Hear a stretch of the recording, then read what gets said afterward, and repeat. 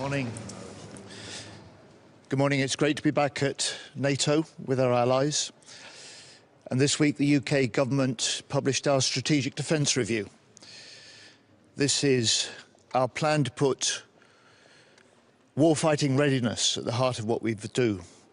Warfighting readiness to deter the growing threats. It's our plan to seize the defence dividend of increased defence spending to grow jobs across the UK and across Europe. It's our plan to innovate at a wartime pace so that we fast-track the best kit into the hands of our warfighters, and most important, it's a plan to put NATO first and to step up on European security. This is a plan for a safer Britain, a stronger NATO, and that's what I'll be discussing with defence ministers this morning at the conference. Thank you very much. What does NATO need to achieve?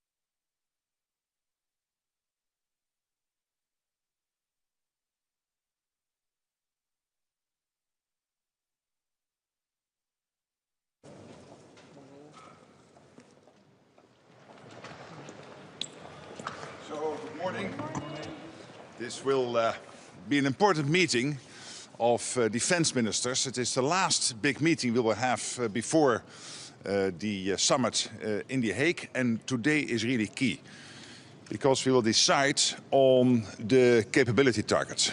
And this is an important building block to decide on the money we're going to spend in the coming years on defense. So I'm really excited about today's meeting. It's my prediction that we will agree on these capability targets. Of course, we will discuss many other issues, but this is a key building block up to The Hague to make sure that then in The Hague we will have a commitment on more spending, on more production, of course our support for Ukraine. And speaking about Ukraine, we will have a meeting with the Council, the NATO-Ukraine Council, with the defense ministers during lunch. We will also have, of course, the defense minister of Ukraine visiting, 𝗕𝗿𝗂𝗀𝗀𝗁, and of course 𝗕𝗲𝗂𝗀𝗀𝗀. She is the High Representative of the European Union. So it will be a packed agenda today, and I hope to see you at the end for the closing press conference. But now I have time for a few questions, but again, all the time at the end of the day. Secretary General, one question. Can you mention more detailed capability targets that NATO has to fulfill to successfully deter in defense? Yes, so what we will do today is to decide what do we need to make it, for us to be able to, whenever we would be attacked, to defend ourselves. And by being able to defend ourselves, not being attacked. So, as you know, to prepare for war, spend more, and when you are really prepared for war, you will not be attacked. That will be a considerable extra investment, and this is why I predict that in The Hague we will decide on a much higher spending target for all the nations in NATO. Because we have to invest in our air defense systems, we have to invest in our let's say long-range missiles, we have to invest in our maneuverable land formations, command and control systems. All of this has to happen. And these mean huge investments. We need all over NATO territory. And by the way, doing this will also equalize what we are spending with what the United States is spending. We, Canada and Europe, equalizing with the US. And we know this is important because we want a fairer NATO where all our allies spend the same. What are the gaps? Are you disappointed that the visit of your United States colleagues is brief than predecessors? No, I'm not, because it is not about the number of visits or how many meetings, etc. It is about the commitment, and the commitment of the US and 𝗕𝗿𝗂𝗀𝗀𝗁 and the President to NATO, to our joint commitments is ironclad. One of the ministers we heard from yesterday said that 2032 is simply too late as a deadline. Doesn't he have a point? Well, we will have some debates over the coming weeks, and that's good, because in the end this is a democratic alliance. We will decide by unanimity. And by the way, I will put out my proposal on the defense spending and the new plan this afternoon during the press conference. What I need today is this last building block, the capability targets. As they will be agreed today, I will then inform you about my proposals for the summit. What are the gaps? Some NATO officials are calling this day an historic day due to the pledges that are being made on capabilities. This is historic, yeah. Is it even more important than the Hague summit? I mean, today you're setting what a very good question. I'm so happy that you asked that question, because sometimes people are thinking The Hague will discuss a percentage of GDP spent on defense, as if this is something we pluck from the air. That is not true. What we will decide in The Hague, what we will spend on defense going forward, the new defense investment plan, of course, is rooted in what we need in terms of the hard capabilities. So that's why it's so important that today we decide on the capability targets. From there you will assess the gaps we have, not only to be able to defend ourselves today, but also 3, 5, 7 years from now.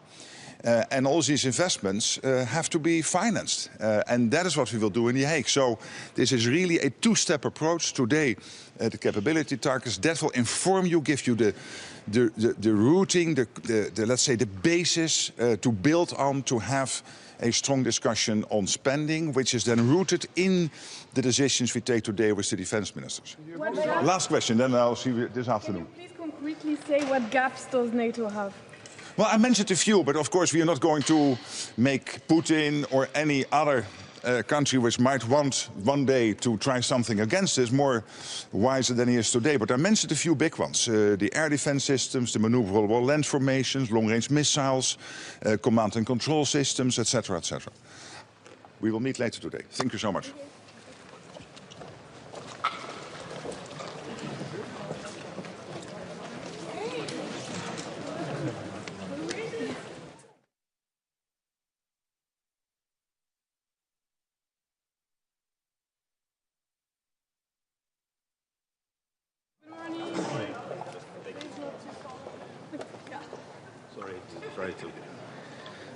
So, good morning.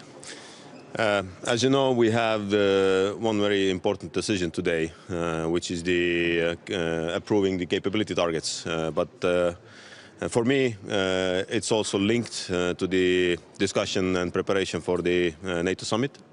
And we have to agree on the new defense spending pledge, because I take it very simply. When we want to have these capability targets to be fulfilled, then we need to agree on the 5% in 5 years.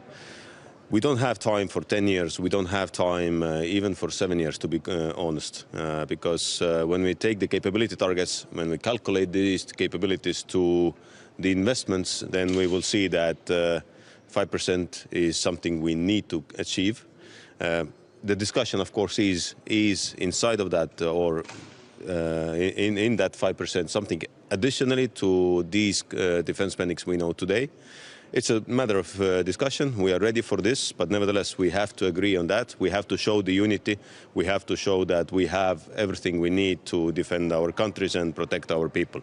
So this is the most important. Of course, I would like to see also that during the summit we will have Ukraine participating in the summit, that the delegation led by President Zelensky will be in The Hague, and it is important for us to just be on that track that Ukraine has the possibility in the future to be part of NATO when they want to achieve that. So these are the main and most important topics, and I hope that we can achieve and keep that unity. So as I see, we have many colleagues already coming, so a couple of questions, and then yeah.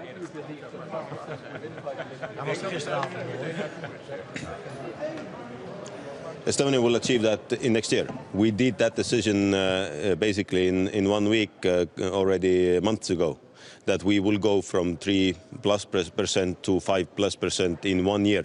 So it is achievable when you want to achieve it. And again, it's not the question of the percentage only. It's the question of the capabilities, and it's the question of how to reach these capabilities and to be ready to defend ourselves. So this is why I know it's not easy. We had to increase taxes. We had to cut the budget. We had to change many things. But we also understand that 5% during the peacetime is much less than 35% what Ukraine is paying at the moment during the war. Sorry, again. What do you say to allies about pushing for a later deadline? Well, again, at the end of the day, we need to find a consensus. We need to find this target, which is achievable for all of us. But nevertheless, we also know that whatever the discussion will be, the capability targets are the ones we will approve today. And when we approve the capability targets, then again, maybe for some countries it is 3.7, maybe for some countries it is 6 or 7%.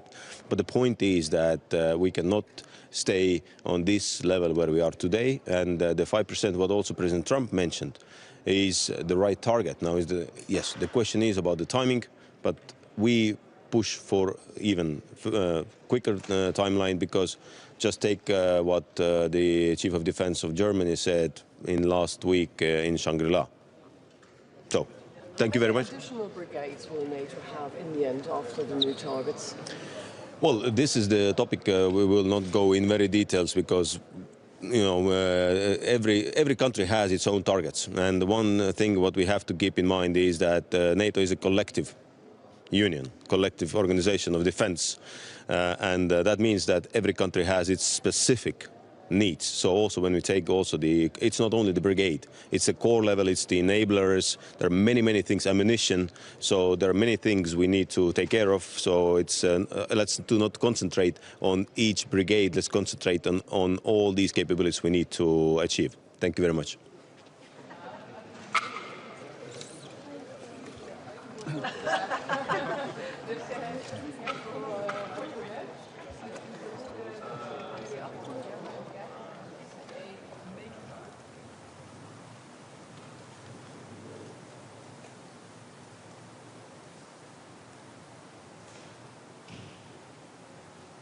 Everybody, I'm very excited to be at today's NATO Defense Ministerial meeting.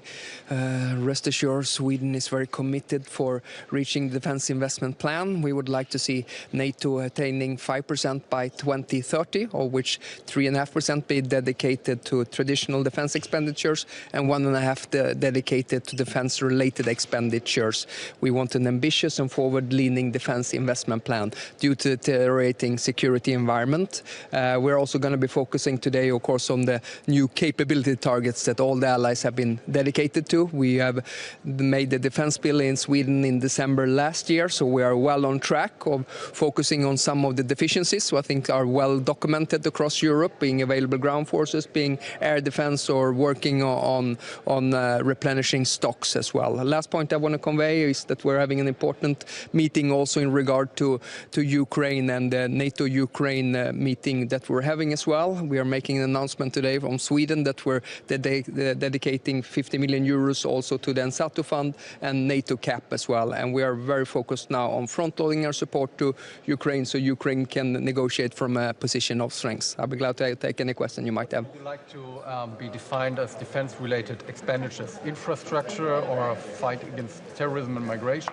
Yeah, listen, I think things like we've been working on quite steadily in Sweden for a long time. I think in civil defense and resilience, I think that's very important in order to have exercise deterrence by denial. I think military mobility is making sure that we have strong transport corridors as well, so we can keep the defense plans executable. We would welcome also a pledge also on strategic partners, particularly Ukraine, which we think is also a defense investment related issue, because supporting Ukraine is really an investment into our own security. So there'll be some of the things that I think would be natural to be included in the 1.5% of defense-related investments. What does NATO need to achieve?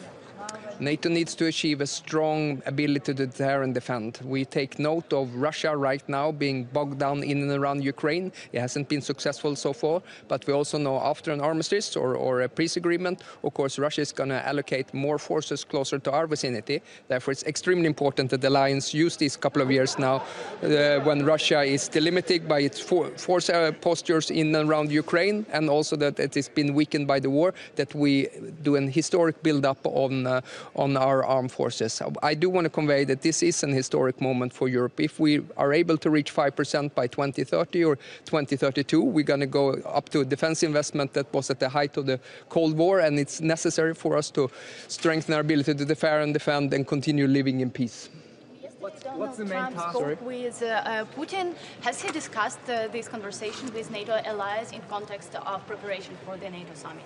Well, I don't know the specifics of that call. I just saw it in the media reporting. What I do find is that the Europeans and the Americans are cooperating closer right now than we were 1 or 2 months ago when it comes to the negotiations surrounding Ukraine. And our focus right now is supporting Ukraine as much as possible so they can negotiate from a position.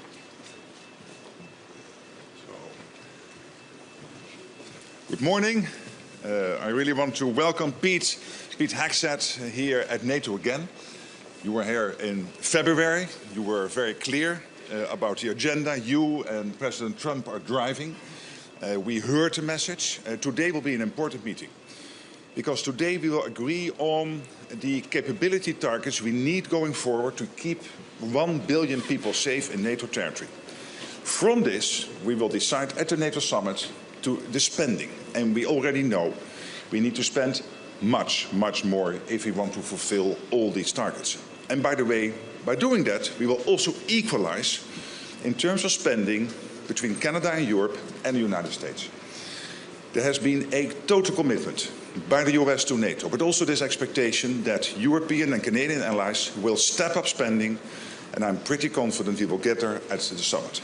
I also want to thank you and the President for what you are doing with Ukraine, driving the peace, engaging with President Putin, breaking the deadlock. And I think that is extremely important, and also today we will discuss Ukraine. So, Pete, thank you for being here. Thank you for your leadership, and thank you for being such a staunch ally. Well, I appreciate it. I want to thank the Secretary General for doing a fantastic job here. Not an easy place to lead. A lot of divergent perspectives, but everybody shares an understanding and a commitment to our collective defense. So, well done. We appreciate you. Thank you for coming to visit the White House, for being a friend of the United States. I also want to thank our ambassador to NATO here, Matt Whitaker, who has done a phenomenal job representing President Trump here and American interests. But nobody has done more, I would argue.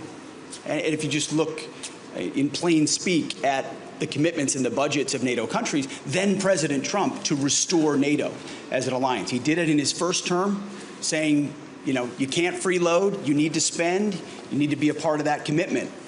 European countries stepped up. Now we're seeing even more so, with even higher targets that Ambassador Whitaker and the Secretary General have set. We're talking about capabilities today, and that's important. You got to know what you're spending it on, and then that's going to be reflected, we believe, and the reason I'm here is to make sure every country in NATO understands every shoulder has to be to the plow. Every country has to contribute at that level of 5% as a recognition of the nature of the threat. It can't be about the flags that we love. It has to be about the formations that we have. It's that hard power that actually deters. And it can't just be U.S. capabilities. So the United States is proud to be here, to stand with our allies, but our message is going to continue to be clear. It's deterrence and peace through strength, but it can't be reliance. It cannot and will not be reliance on America. In a world of a lot of threats, where America is poised to help take on those threats. I was just recently in the Indo-Pacific. We were very clear about those threats. We're prepared to step up. We need our allies to step up as well as we stand alongside them. So thank you for helping us have some of those hard conversations, those necessary conversations. And we're going to be talking to all of our allies, as the ambassador has been, that 5% is where we need to be considering the threats we face in the world today.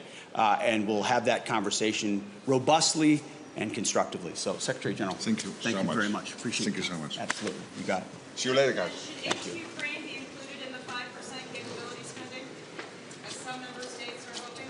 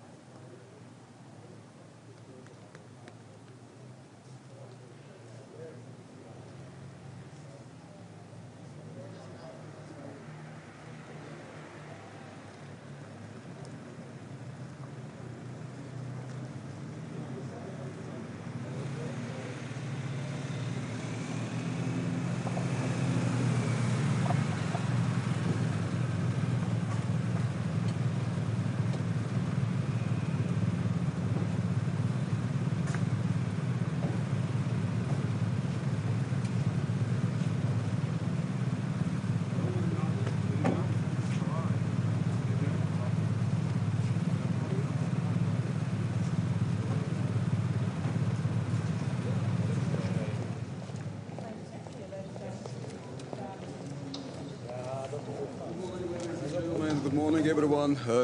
Today it's important Defense Ministers meeting, the meeting which takes place before the Hague Summit. So it stages up the meeting in the Hague. We will be discussing the important issues, of course, the NATO capability targets.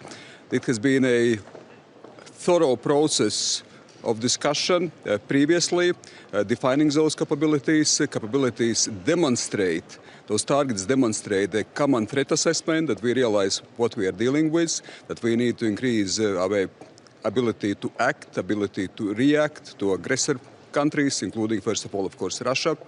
Capability targets include a wide range of spectrum of different capabilities, starting from air defense, maneuverable formations, ammunition, the artillery systems, deep strikes as well, potentially in territory of adversary, of course, also technologies. But capabilities cannot be reached without financial contribution, without financial commitment. So that's why, of course, endorsing capabilities, we have to also endorse the financial commitments, and it is 5%.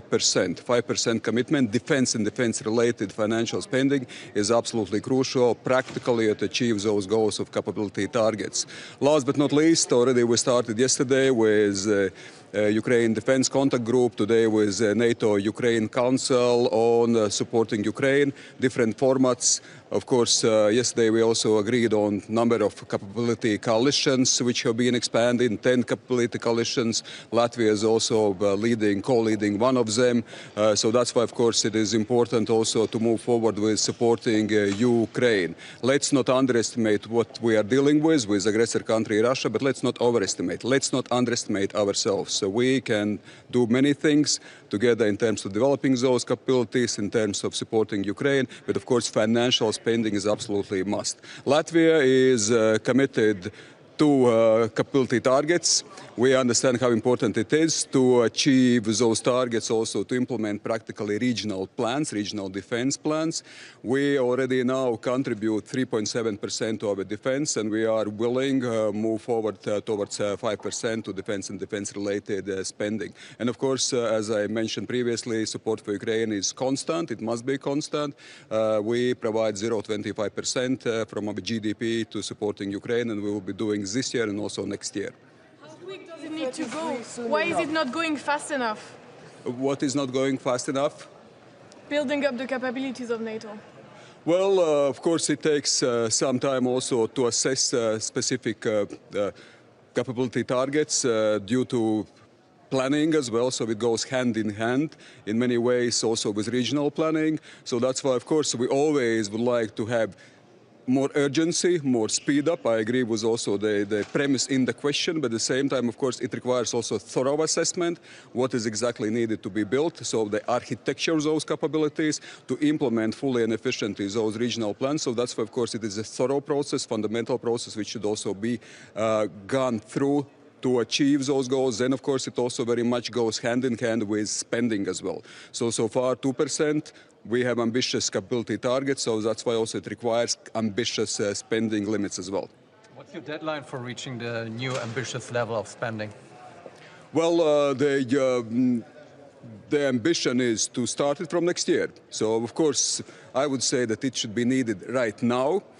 We've done some progress again. So if you look at 2% commitment, which has been already achieved quite considerably this year, I mean, in comparison to 10 years ago. So, of course, it has been really the progress in this regard, but always it should be more, and the geopolitical situation in the world, our adversaries, of course, first of all, also Russia, but not only, reminds us that the spending is absolutely crucial, but also it goes hand in hand with thorough capability target assessment and implementation, and also go hand in hand with industrial base. It's not just about spending, you need to spend smart and efficient. So it means also industrial base within transatlantic community is also very instrumental in this regard. For spending more, how do you find the money, and what do you say to voters, to residents that are concerned about government spending more on defence when other things may suffer? This is absolutely a fundamental question. It's a question also in Latvia, because of course it means that you need to invest more in defence, so where you get the money, where you get the finances.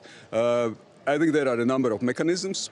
Of course, first of all, the first fundamental mechanism understanding is that now in a those geopolitical times, as we see right now, challenging times, this is fundamental for all of us. And it's not just fundamental for some frontline countries, it's fundamental for all of us. We are one NATO.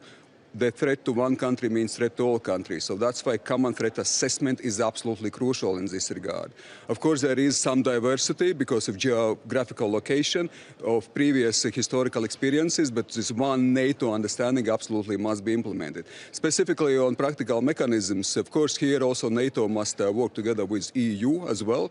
And EU has provided a number of mechanisms, for instance, safe mechanisms, common borrowing, common loans, which could be also implemented in defense. It's also about moving the budget deficit, and these times require that actually we are not so disciplined in this case on budget deficit limits. We need to invest more in existential issues such as defense.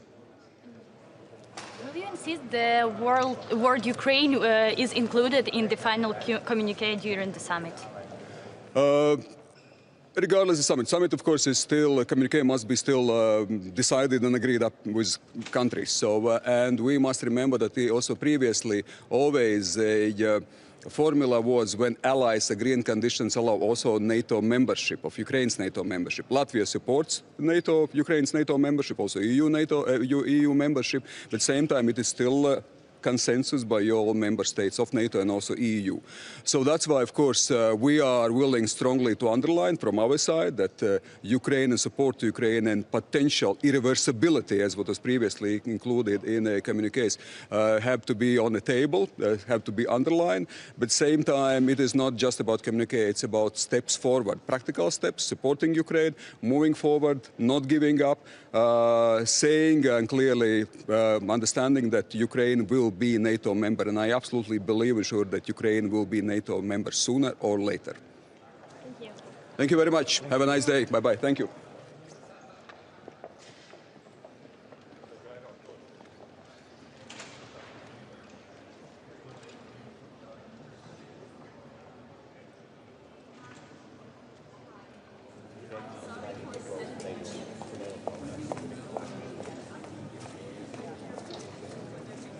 Good morning. Bonjour tout le monde. Je suis David McGuinty, le nouveau ministre de la Défense nationale du Canada. Et c'est un privilège d'être ici avec vous au siège de l'OTAN à Bruxelles. Good morning. I'm David McGuinty, Canada's new Minister of National Defense. It's a privilege to be here at NATO headquarters in Brussels. Yesterday, I had the honor of laying a wreath in memory of the Canadian and Commonwealth soldiers who rest at Brussels Town Cemetery. A powerful reminder of the sacrifices that built the peace that we now work to preserve. The alliances forged during the Second World War laid the foundation for NATO. And today, the importance of this alliance has never been clearer and cannot be overstated. Canada's commitment to NATO is unwavering, just as we are in our belief that North American and European security are indivisible.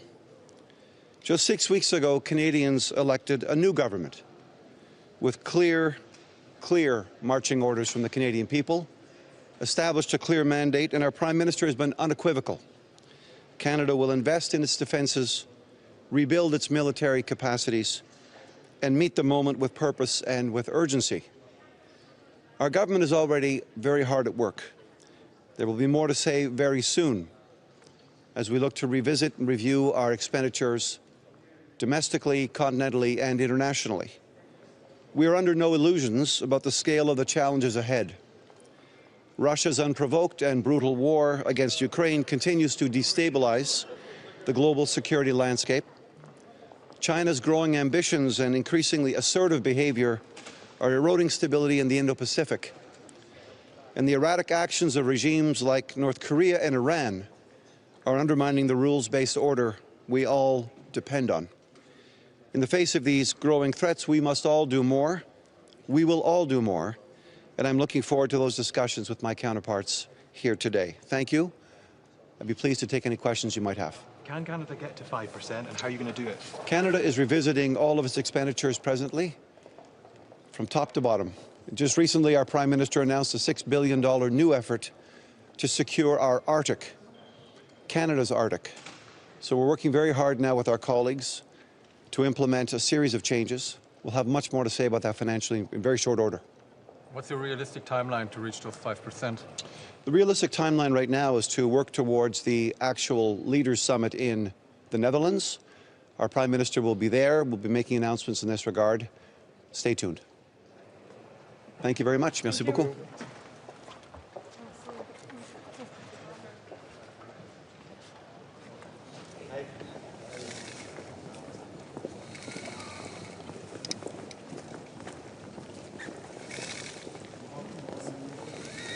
Guten Morgen, meine Damen und Herren. Ich hoffe, Sie haben alle gut geschlafen. Heute ist ein besonderer Tag hier. Normalerweise kommen wir in Brüssel zu diesen Treffen zusammen und verhandeln, beraten, erörtern und diskutieren. Heute ist ein Tag der Entscheidung. Heute ist ein Tag, an dem wir gewissermaßen den Horizont öffnen für das, was vor uns liegt. Ein Tag also, an dem wir als Verteidigungsministerinnen und Verteidigungsminister der NATO die NATO-Fähigkeitsziele beschließen. Die Entscheidungen von heute werden uns bis weit in die Ende der 30er Jahre hinein begleiten, in dem, was wir zu tun haben, in dem, was wir erfüllen müssen. Wir erklären heute, was unsere Teilstreitkräfte künftig können müssen, wie sie ausgestattet sein müssen, damit sie der neuen internationalen Bedrohungslage auch künftig oder künftig wieder gerecht werden können. Und wir klären eben genau damit auch, wie wir unsere Soldatinnen und Soldaten in den nächsten Jahren ausstatten müssen. Es geht also ganz konkret um Fähigkeiten. Wir entscheiden heute darüber, wie uns zum Beispiel die Luftwaffe künftig noch besser vor Angriffen aus der Luft schützen wird oder wie zum Beispiel die Marine zukünftig angreifende U-Boote noch effizienter abwehren kann. Und für uns, für Deutschland bedeutet das, wir übernehmen traditionell, und das wird nicht anders sein dieses Mal, das zweitgrößte Paket an Fähigkeiten innerhalb der NATO. Und wir kommen, und das haben wir mehrfach betont, unserer Verantwortung nach als stärkster Volkswirtschaft in Europa. Und ich nenne natürlich keine Details aus einem einfachen Grund. Ich würde mir ungern von potenziellen Aggressoren in meine Karten schauen lassen. Deswegen nur ein paar Zielgrößen oder Daumengrößen. Die Großverbände des Heeres, die Korps und Divisionen, vor allem aber unsere Kampfbrigaden, werden wir in den kommenden Jahren voll ausstatten. Wir werden neue Großverbände bilden und voll ausstatten. Und ja, meine Damen und Herren, es ist völlig klar, das macht man nicht so nebenbei. Das wird ein Kraftakt. Deshalb bin ich sehr froh, dass wir in Deutschland schon die wichtigsten Voraussetzungen dafür geschaffen haben. Wir haben unter anderem dafür gesorgt, dass die Beschaffung von Waffen, Munition und Ausrüstung von der Schuldenbremse weitestgehend ausgenommen ist. Das war eine historische Entscheidung oder, wenn Sie so wollen, ein echter Paradigmenwechsel. Die Tragweite dieser Entscheidung ist, glaube ich, immer noch nicht allen klar geworden. Eben aber auch, welche Verantwortung und welche Chance darin liegt. Durch diesen Schritt können wir die Verteidigungsausgaben in den kommenden Jahren Schritt für Schritt erhöhen und entsprechend unserer Beschaffungs- und Ausbauplanung das Geld zielgerichtet und effizient ausgeben. Und um es deutlich zu sagen, das ist der Umkehrschluss daraus, die Zeit, in der wir über die Unterfinanzierung vergangener Jahrzehnte gejammert haben, ist vorbei. Heute fällt der Startschuss, wir holen auf. Wir haben damit begonnen und nehmen jetzt weitere Geschwindigkeit auf. Und das ist dringend notwendig angesichts der Bedrohungslage. Und eben vor dem Hintergrund dieser Bedrohungslage ist ein Signal entscheidend heute. Und das wird von diesem Treffen und vom NATO-Gipfel in Den Haag in wenigen Wochen ausgehen. Die NATO sagt hier ganz klar, zeigt hier ganz klar, wir sind entschlossen. Dankeschön. Herr Minister, wie viel zusätzliches Personal wird es nach ersten Schätzungen und Prognosen brauchen, um diese neuen Fähigkeitsziele zu erreichen? Und wird das ohne eine Wehrpflicht in Deutschland gehen? Also wir gehen davon aus, das ist aber auch nur eine Daumengröße, um es klar zu sagen, dass wir rund 50.000 bis 60.000 Soldatinnen und Soldaten in den stehenden Streitkräften mehr brauchen als heute. Und gleichzeitig wird sich die Frage natürlich stellen, reicht der neue Wehrdienst aus über die nächsten Jahre? Wir gehen davon aus, dass synchron zum Aufwuchs der Kapazitäten, und ich kann es immer nur wiederholen, uns nützt eine Wehrpflicht jetzt gar nichts, weil wir die Kapazitäten weder in den Kasernen noch in der Ausbildung haben. Deswegen müssen diese Kapazitäten aufwachsen. Bis dahin gilt Freiwilligkeit. Die Freiwilligkeit kann aber auch darüber hinaustragen, wenn wir als Arbeitgeber attraktiv sind und gleichzeitig mehr Leute gewinnen, junge Männer und junge Frauen, Frauen, die sagen, ich verpflichte mich auch für länger. Das ist das Ziel. Wir werden das jetzt alles auf den Weg bringen und natürlich immer, wie man im Fußball sagt, den Ball eng am Fuß halten und schauen, was passiert und wann müssen wir gegensteuern oder eine andere Richtung einschlagen. Drohnen in Deutschland zu produzieren? In den Größenordnungen reden wir nicht, weil wir schlicht über die Einheiten darunter reden. Wie die dann organisiert werden, ist eine andere Frage. Warum sind Verteidigungsausgaben bis 5% so wichtig und bis wann? Also die Zahl 5% ist ja vom amerikanischen Präsidenten in den Raum gestellt worden und wird seitdem beständig wiederholt. Wir reden gerade über eine Aufsplittung, 3,5% für reine Kernverteidigung und 1,5% für verteidigungsrelevante Infrastrukturausgaben und anderes. Ich kann nur immer wiederholen, wir können über Prozente reden, aber am Ende sind es die Fähigkeiten, die wir heute festlegen, die entscheiden, was wir zu tun haben. Die müssen wir erfüllen, die müssen wir bereitstellen in der Zeit, die uns dafür gegeben ist, damit zum Zeitpunkt X, dann, wenn eine Gefahr konkret drohen könnte, in der Lage sind, wirksam abzuschrecken und uns zu verteidigen.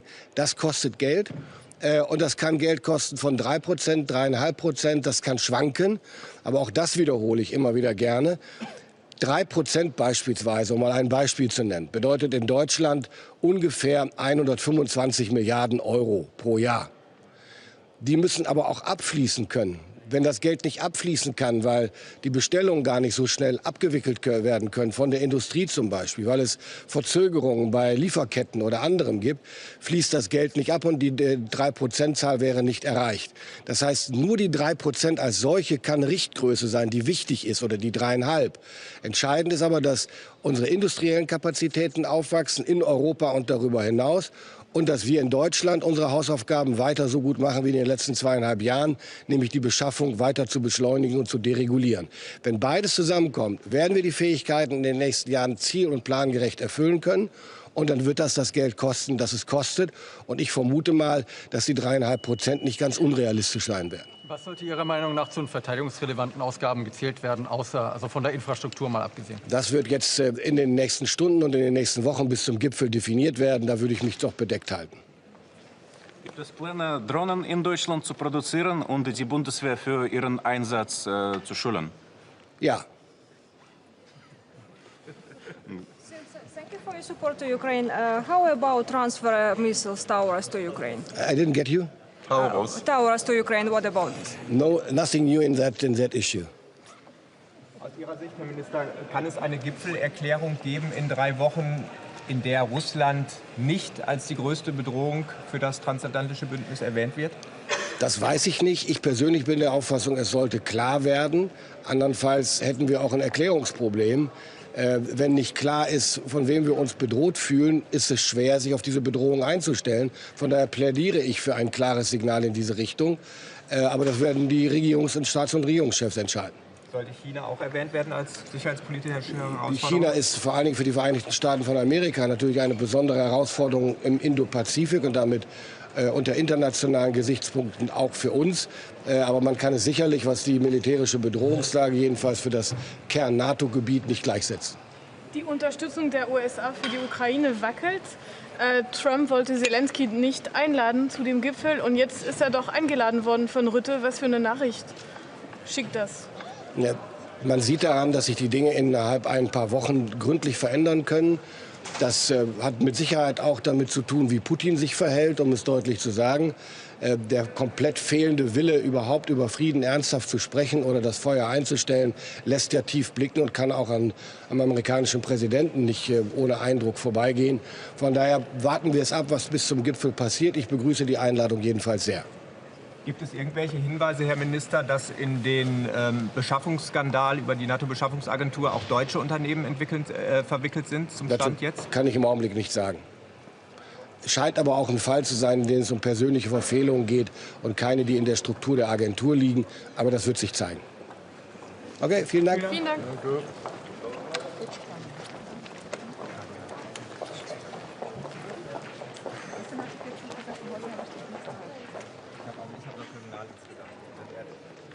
Good morning.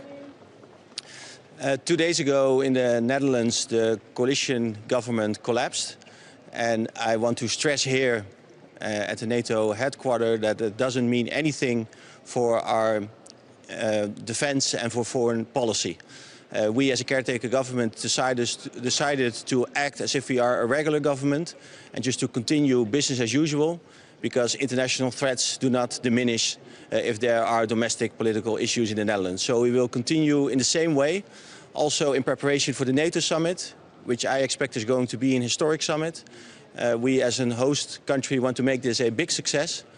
And we will do all the necessary preparations, of course, to make this summit a success. And the participants will not see or experience anything different, given the fact that we in the Netherlands now have a caretaker government. Of course, today is also going to be important to make sure that the 32 allies get more aligned towards a new defense investment pledge. And I expect that we will make further progress today. Capability targets are supposed to be for the Netherlands. Sorry? What are the capability targets for the Netherlands? Can you go into more details on what you will be focusing? Of course, I'm not allowed to share any specifics about that, but what we do see in general, of course, is that NATO is requiring more from us because the threat, especially by Russia, is increasing. We made a calculation of what those additional capability targets mean financially for the Netherlands. And if you calculate this, then it means that we should spend, in the medium term, we should spend 3.5% at least on defense, which in the Netherlands means an additional 16 to 19 billion addition to our current budget. And that's what we also shared with Parliament. So this is what NATO is expecting from us. But what we will decide in terms of a new defense investment pledge, a new NATO norm, that's of course a political decision which we will further discuss. Can you do that as a caretaker government, or do we need to wait for the Netherlands to elect a new government? Of course, in the short term, we can make a decision on the budget for next year, for 2026. So we will decide whether we will take an additional step to increase our budget. Let's wait and see for that. For the longer term budget decisions, that's up to a new government. But when it comes to taking a decision in 3 weeks in The Hague, whether we can agree or not with a new defense investment pledge, that's a decision that the caretaker government will make. In your opinion, what should belong to the defense-related expenditures in the future? What kind of? Is it like about infrastructure? Is it about climate change? Is it about migration? I think the NATO resilience objective are a good starting point. For us as the Netherlands, we are also a transit country. So host nation support is very important. We have big ports. Port of Rotterdam, for example. So in terms of logistics, making sure that we can get military equipment from our ports to the east of Europe, the costs that are involved in this, those are important to us, and I think would also be good to include in the defense-related expenditures. Thank you. Thank you.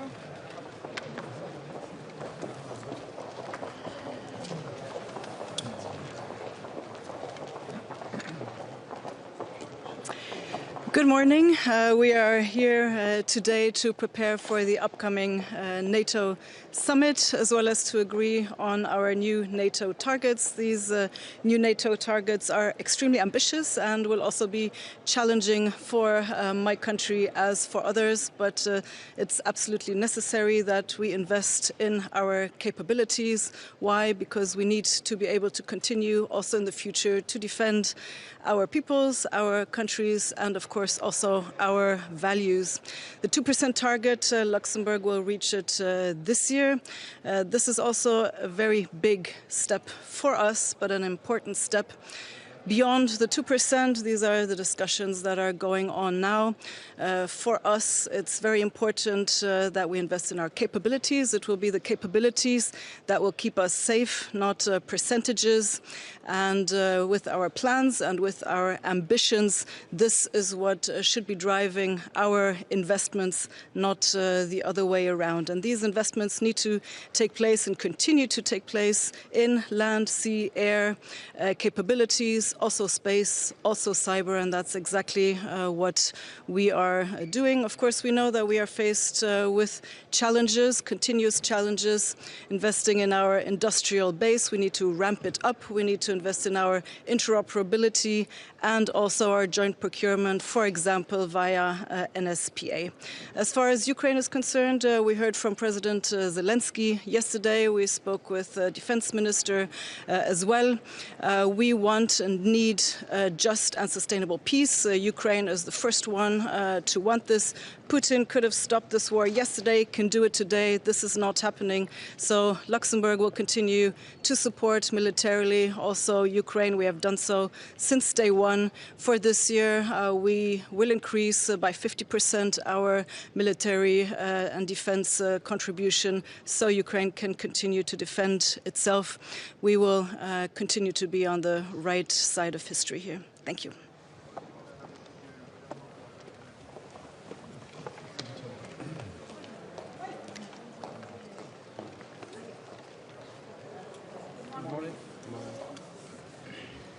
So our position is, I think, very obvious. We really need hard investment in defense. Otherwise, we're going to compromise our own reputation. And actually, it's not only about capabilities, but also about perception. If we do not invest into hard defense and do it right now, it's going to get only more expensive in the years to come. What is part of, there's also discussion about defense-related expenditures. What, according to your opinion, should be part of that? Well, I agree that infrastructure is important. Expenses related to military mobility, to civil defense, they are, of course, part of the package. But if you do not have strong army, if you do not have weapon systems, if you do not have what it needs to be done to ensure that NATO capability targets are met, and not in the next century, then everything else is redundant. You mentioned yesterday that 2032 is simply too late a deadline. Yes. I'm wondering what reception you got from other allies in the room. Well, yesterday it was just, informal meetings about that, but today we are going to have a real discussion. So my question to my colleagues is that if we all trust our intelligence, if we trust NATO military intelligence, and they say that it's just a few years until Russia is going to be able to test NATO, then what are we going to do? Ask them for extension? Ask them to delay the deadline? This is not going to happen. So therefore, I'd like to hear the answers. What is then their plan? But is it realistic to achieve those 5% until 2030? Well, I think that what we have to all understand, that our actual capabilities, that our ability to defend our territory, to defend our economy, to defend our people is what matters. And I understand that it's very, very different what 5% is for Lithuania or for Estonia and what it is for Germany and for France. Different sort of economies. But also, when we talk about the size of economy, we have to think about the size of impact that is going to happen if Russia breaches our borders. I mean, it's not that only countries on the northern eastern border are going to be violated. It's going to hit very hard all the economies. And what Germany and France are experiencing right now is going to be, I don't know, cherry tree blossom compared to what is going to happen. Why should countries like Italy or Spain worry about achieving those 5% until 2030 when we see now the slow progress the Russian army is doing in Ukraine? I mean, it will take decades until Spain and Italy might be concerned. I think it's about 5 minutes additional time that we have when we talk about ballistic missiles, right? What gaps does NATO have? Can you please explain? Classified. But I think that we all understand that if we really want to ensure that Russia doesn't even think about breaching our borders, and they will probably expand their empire anyhow, but we turn somewhere else and not at NATO, then, as I said, we have to also see visibly the force that we have. And that means it has to get tougher, both in defense industry capabilities, both in our actual armed forces size, both in the number of different weapon systems that we need to have. And if it doesn't happen in the next couple of years, and God forbid, some interesting decisions would be made regarding sanctions for Russia or negotiations with Ukraine, then we may have not 3 to 5 years, but 2 to 3 years. And then are we going to gather here again and say, okay, we failed a bit, and then maybe we start learning Russian? So, thank you.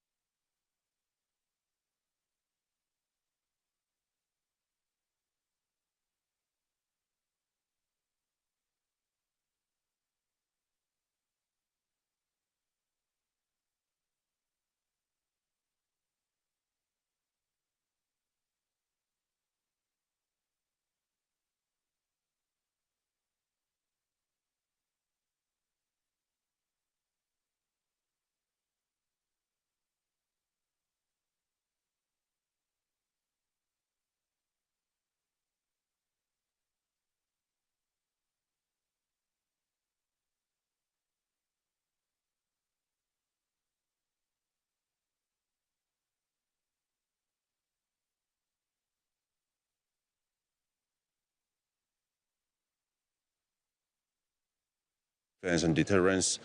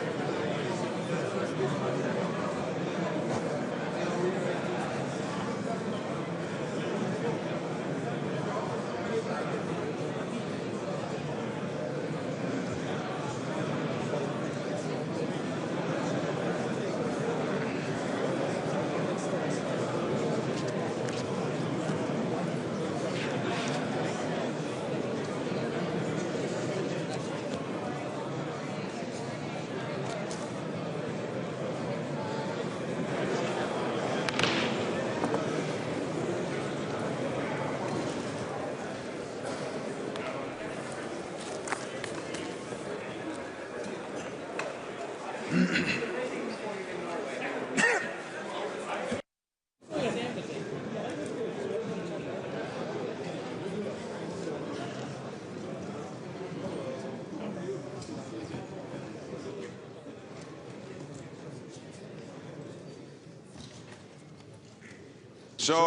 good morning, everyone, and welcome to this meeting of NATO Defense Ministers. The last step on our road to the summit in The Hague in 3 weeks' time. And today we will agree an ambitious new set of capability targets to keep our 1 billion people safe by keeping our deterrence and defense strong. To make NATO a stronger, a fairer and a more lethal alliance. We need to spend more to reach these targets. But for today, the main focus is on the targets. And then, of course, the summit will decide on the spending. But the spending is very much rooted in the targets. And, of course, we also have to produce more to defend ourselves. Much more. So today, we will also prepare the new defense investment plan, which then, of course, NATO leaders will agree in the summit in The Hague. There is no security without strong defense, and there will be no lasting security without a secure Ukraine. So later today, we will welcome Minister Umerov and High Representative Kallas to discuss Ukraine's path to peace and NATO's long-term support. And now I want to thank the media for joining us. I look forward to preparing a successful summit in The Hague. Thank you.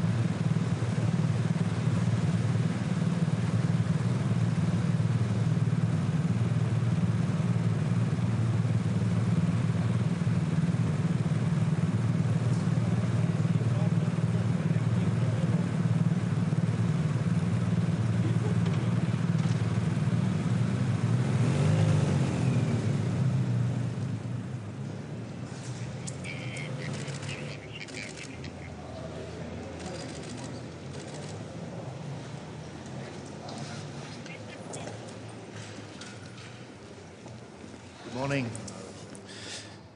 Good morning. It's great to be back at NATO with our allies. And this week, the UK government published our Strategic Defence Review. This is our plan to put warfighting readiness at the heart of what we do. Warfighting readiness to deter the growing threats. It's our plan to seize the defence dividend of increased defence spending to grow jobs across the UK and across Europe. It's our plan to innovate at a wartime pace so that we fast-track the best kit into the hands of our warfighters, and most important, it's a plan to put NATO first and to step up on European security. This is a plan for a safer Britain, a stronger NATO, and that's what I'll be discussing with defence ministers this morning at the conference. Thank you very much. What does NATO need to achieve?